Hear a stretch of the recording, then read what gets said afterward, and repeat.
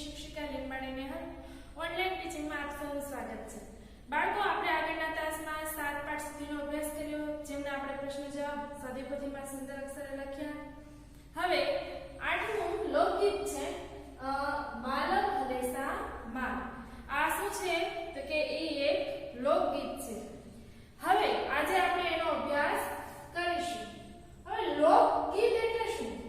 તો આપણને એમ થાય બાળકો કે આના કોઈ લેખક કવિ કોઈનું નામ છે નહીં અને લોકગીત છે તો એનું કેવો પ્રકાર હોય, કોણે લખ્યું હશે? તો સૌથી પહેલા આપણે એ વસ્તુની માહિતી લઈ લઈએ। જોઈએ કે લોક સાહિત્યમાં કૃતિના રચના વિશે આપણને ભાગ્યે જ કશી માહિતી મળતી હોય છે। કૃતિ એટલે કે એની કંઈ પણ રચના, કે લોક સાહિત્ય એવો પ્રકાર છે કે જેમાં એના લેખક અને કવિ વિશેની આપણને ભાગ્યે જ માહિતી હોય છે। ક્યારેક રચના કોઈ એક વ્યક્તિનું સર્જન પણ હોઈ શકે, તો ક્યારેક એક કરતાં વધુ વ્યક્તિઓનો પણ એમાં હિસ્સો રહ્યો હોય। હવે લોક સાહિત્યમાં જે કઈ રચના છે બાળકો એવી હોય છે કે ક્યારેક એક વ્યક્તિઓ દ્વારા રચાણી હોય અને ક્યારેક એક કરતાં વધુ વ્યક્તિઓ દ્વારા, બરોબર? આપણા જે કઈ લોકગીતો છે, લોક સાહિત્ય એટલે કોઈ પણ ઘટના છે કોઈ ગામમાં બનેલી હોય તો ત્યાંના જે લોકો છે એ બધી ઘટના છે એ જાણતા હોય। માનો કે કોઈ લેખક કે કવિને એવું નક્કી કર્યું કે આ જે ઘટના બની છે એ મારે સરસ મજાની એક વાર્તા સ્વરૂપે લખવી છે, તો એ શું કરશે? તો કે ગામમાં જઈને દરેક વ્યક્તિઓને પૂછશે, બધા પોતપોતાની રીતે માહિતી આપશે। હવે જે લેખકે લખી છે એ રચના ગણે, પણ એમાં ફાળો કોનો છે? તો કે ગામના લોકો, બરોબર? એના આધારે આખી રચના છે એ તૈયાર થાય છે, તો એને કહેવાય લોક સાહિત્ય। એટલે ક્યારેક એક વ્યક્તિનો એમાં સાથ હોય અથવા એક કરતાં વધારે। લોક સાહિત્યમાં માનવ જીવનના તળપદા સંવેદનોને સરસ વાચા મળતી હોય છે। લોકગીત પણ લોક સાહિત્યનો પ્રકાર છે કે માનવ જીવનના તળપદા એટલે દેશી, કે એના જે કઈ સંવેદનો છે, સંવેદનો એટલે એની લાગણી, દેશી શબ્દો દ્વારા એ પોતાના વિચારો છે એ લોક સાહિત્યમાં રજૂ કરી શકે છે। એટલે એને સરસ વાચા એટલે બોલવાની તક મળે છે, બરોબર? એમ લોકગીત છે એ એક લોક સાહિત્યનો પ્રકાર છે। આપણે ખામી બાબતે કોઈ મેણું મારે તો દુઃખી થવાને બદલે સુધારવા પ્રયત્ન કરીએ તો જીવનમાં સુખી થઈએ। કે આપણી કાંઈ ખામી હોય એમાં કોઈ આપણને મેણું મારે એટલે તો કે કડવા વચન કહે તો આપણે દુઃખી થઈ જઈએ છીએ ઘણી વખત। પણ જો દુઃખી ન થાય અને આપણે એમાંથી સારી વસ્તુ મેળવી કે આને આપણને સુધારવાનો ચાન્સ આપ્યો છે, આપણી ભૂલ બતાવી છે તો આપણે હવે એને દૂર કરી શકીશું, જો એવું આપણે વિચારીએ તો જીવનમાં સુખી થાય।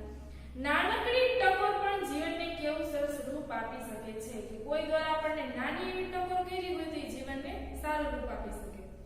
અહીં દિયર ભાભીની વાત છે। ભાભીએ દિયરને મહેણું માર્યું છે કે એ આળસુ છે, ભાઈની કમાણી પર જલસા કરે છે। મેણું મારવું એટલે કડવા વચન કહેવાય। ભાભીએ એના દિયર એટલે દેર એને એવું કીધું છે કે તમે આળસુ છો અને જે કંઈ તમારા ભાઈ કમાય છે એની ઉપર તમે જલસા કરો છો। દિયરને મેણું લાગે છે એને દરિયો ખેડીને કમાવા ને ભાભીને ખુશ કરવાની નેમ લે છે। નેમ લેવી એટલે નિયમ લેવો, બરાબર? પ્રણ લેવો, સંકલ્પ કરવો। એને નક્કી કર્યું કે ભાભીએ મને મેણું માર્યું છે તો હવે મારે દરિયો છે એની પેલે પાર જવું છે અને પૈસા કમાવા છે। આ લોકગીતમાં દિયર ભાભી વચ્ચેના વાસ્તવિક સંબંધોનું ચિત્ર ઉપસી આવે છે, કે દિયર અને ભાભી વચ્ચેના સંબંધો કેવા હોય એનું ચિત્ર આપણને આ લોકગીતમાં ઉપસી આવે છે। એટલે અહીંયા ટૂંકમાં એવું કહેવામાં આવ્યું છે કે આળસ છે એ આપણા માટે ખૂબ નુકસાનકારક છે। આપણે જો આળસમાં ઘણા બધા કામ છે એ અટકી જાય છે થતા, તો હંમેશા જીવનમાં પ્રયત્નશીલ રહેવું જોઈએ, ક્યારે આળસ કરવી જોઈએ નહીં। તો ચાલો આપણે લોકગીતની સમજૂતી મેળવી લઈએ। માલવ મોટા હલેસા તું માર, મારે જાવું મધદરિયાને પાર। માલવ એટલે શું થાય બાળકો? તો કે વહાણ હંકારનાર, જે હોડી હંકારે છે એને કહેવાય માલવ। એને દિયરે એમ કહે છે કે તું મોટા હલેસા માર। હલેસા એટલે જે હોડી હંકારવા માટે હોય, એને પાણી છે એ ધકેલે, જેમ દૂર વધારે હલેસું મારે પાણી છે એ દૂર જાય પાણીથી હોડી અને ઝડપથી છે એ દરિયાની મારે જાવું મધ દરિયાની પાર, કે મારે આ દરિયો છે એની સામે બાજુ કિનારે જવું છે.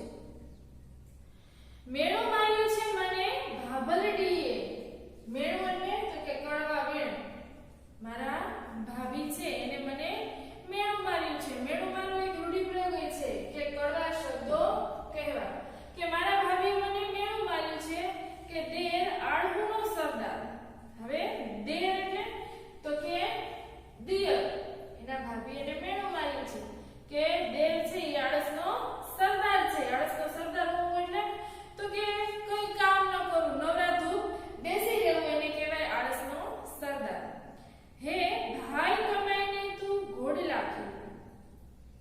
ભાભીએ મેળો શું માર્યું છે કે તારા ભાઈ છે એ કમાય છે અને તમે ઘોડલા ખેલો છો. ઘોડલા ખેલવા એટલે તો કે મોજ મજા કરે.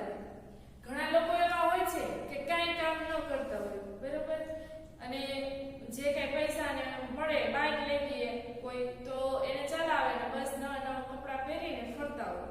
ન એને ખાવાની ચિંતા હોય, ન એને કામ કરવાની ચિંતા હોય. તો આવું જીવન ન હોવું જોઈએ. જીવનમાં પરિશ્રમ છે એ જરૂરી છે. એટલે એના ભાભી છે એને મેળો મારે છે કે તમે ખુદ કઈ કરતા નથી પણ તમારા જે ભાઈ કમાય છે એના પૈસે તમે જલસા કરો છો. એનો બળિયો અવતાર. બળિયો અવતાર એટલે તો કે નકામો અવતાર. કે તમારા ભાઈ છે અને કામે છે એની પર તમે જલસા કરો છો તો તમારું જીવન છે એ સાવ નકામું કહેવાય. માલમ મોટા હલેસા તું માર. હે માલમ તું મોટા હલેસા માર અને મને દરિયાની પેલે પાર લઈ જા. જાવું છે મારે જાવા બંદરે જ્યાં લખમીનો નહીં પાર. ક્યાં જવું છે તો કે જાવા. જાવા શું છે તો કે હિંદ મહાસાગરનો એક બેટ. બેટ એટલે શું છે બાળકો કે જમીન હોય અને ચારે બાજુ પાણી હોય, બરાબર. તો ત્યાં એમને જાવું છે દેરને. ને ત્યાં શું છે તો કે લક્ષ્મીનો નહીં પાર. લક્ષ્મી એટલે તો કે લક્ષ્મી, સંપત્તિ. એટલી બધી ધન સંપત્તિ છે કે જેની કોઈ પાર ન પામી શકે. કારણ કે ત્યાં વેપાર છે એ બધું થતું હોય, એટલે વહાણ છે એ દેશ વિદેશના આવતા હોય, એટલે ત્યાં ઘણો બધો વેપાર થતો હોય, એટલે પૈસા છે એ ખૂબ હોય. જાવે ગયા કોઈ પાછા ન આવે, આવે તો બેડલો આવે. કે જ્યાં કોઈ જાય તો એ પાછા આવતા નથી, અને જો આવી જાય તો એનો બેડલો પાર. હવે બેડલો પાર એટલે શું થાય બાળકો તો કે ઈચ્છા હેમખેમ પાર પડવી. કે એટલી બધી સંપત્તિ, એટલું બધું ધન મળે કે એની જે કઈ ઈચ્છા હોય બધી પાર પડી જાય. માલમ મોટા હલેસા તું માર. જાવું છે મારે સિંહલ દ્વીપમાં. ક્યાં જવું છે અહીંયા દેર શું વાત કરે છે કે મારે સિંહલ દ્વીપમાં જવું છે. સિંહલ દ્વીપ એટલે તો કે શ્રીલંકા. ત્યાં જઈને શું કરશે તો કે પરણવા પદમણી નાર. પદમણી એટલે તો કે સુંદર અને ગુણિયલ સ્ત્રી. ખાલી સુંદર નહીં અને ખાલી ગુણિયલ નહીં, સુંદર અને ગુણિયલ સ્ત્રી હોય ને એ પદમણી નાર કહેવાય, બરોબર. એવી સ્ત્રી સાથે દેર છે એને પરણવા જવું છે. મોતીડે પોખે જો ભાભલડી મારી તો જીવવામાં સાર રે. પોખે એટલે તો કે વધાવું.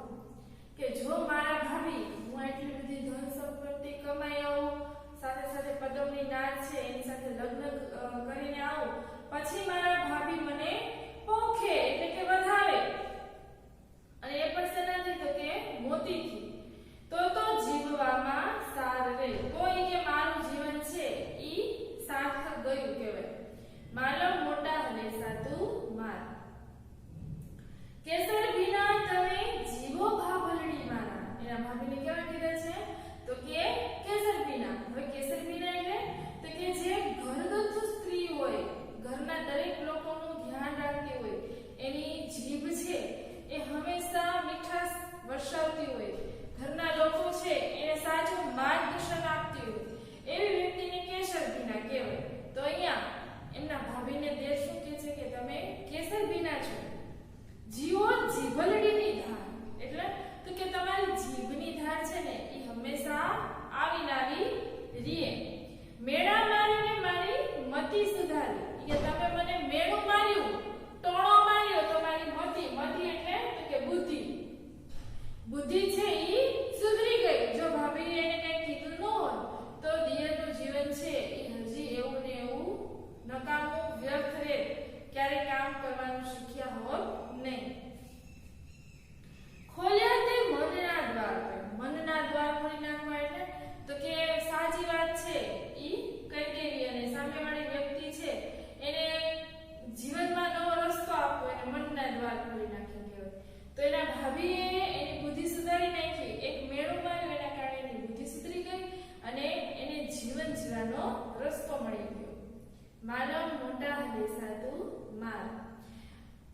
મારે જાવું મધ દરિયાની પાર કે તો મોટા હરેશા પાર મારે દરિયાની પેલે પાર જવું છે। તો બાળકો આપણને આ કાવ્યમાં સરસ મજાની શીખ મળે છે લોકગીતમાં કે આપણે આળસ છે એને દૂર ફેંકી દેવી જોઈએ અને જીવનમાં હંમેશા પ્રયત્નશીલ રહેવું જોઈએ તો આપણું જીવન છે એ સાર્થક બને છે। જે માણસ છે એ આળસુ બનીને બેઠો રહ્યો તો એનું જીવન છે એ હંમેશા બેઠું રહે। કહેવાય છે ને કે જે સૂતા રહે ને એનું નસીબ પણ સૂતું રહે, જે ચાલે એનું નસીબ ચાલે, દોડે એનું દોડે। એટલે જેવું તમે તમારું જીવન બનાવો એવું તમારું ભાગ્ય છે એ બને। આપણા જીવનના ભાગ્ય વિધાતા ખુદ આપણે જ છીએ એટલે હંમેશા પરિશ્રમ છે એને જીવનમાં મહત્વ આપવું। હવે બાળકો આપણે આગળ ગીત ગાઈએ। હું ગવડાવું એમ તમારે ગાવાનું છે। માલમ મોટા હલે સાત માલ મારે જાઉં મધ દરિયાની પાર મેળું માર્યું છે મને ભાભલડીએ દિરયાળનો સરદાર હે ભાઈ કમાઈને તું ઘોડલા ખેલવે એનો બળિયો અવતાર રે માલમ મોટા હલે સાત માર મારે જાઉં મધ દરિયાની પાર જાઉં છે મારે જાવા બંદરે જા લક્ષ્મીનો નહીં પાર હે જાવે ગયા કોઈ પાછા નહીં આવે તો બેડલો પાર રે માલમ મોટા હલે સાત માર મારે જાઉં મધ દરિયાની પાર જાઉં છે મારે સિંહલ દ્વીપમાં પરણવા પગમણીનાર હે મોતીડે પોખે જો ભાભલડી મારી તો જીવવામાં સારી રે માલમ મોટા હલે સાત માર મારે જાઉં મધ દરિયાની પાર કેસર ભીના તમે જીવો ભાભલડી મારા જીવો જીભલડીની ધાર હે મેળા મારીને મારી મતિ સુધારી ખોલ્યા તે મનના દ્વાર રે માલમ મોટા હલે સાત માર મારે જાઉં મધ દરિયાની પાર। બાળકો હવે તમારે પણ આ લોકગીત છે એ ઘરે ગાઈને આનંદ મેળવવાનો છે। સાથે સાથે આ લોકગીતનો સરસ અભ્યાસ કરીને જે નવા શબ્દો અને રૂઢિપ્રયોગો છે એની માહિતી મેળવવાની છે। Stay home stay safe. જય મા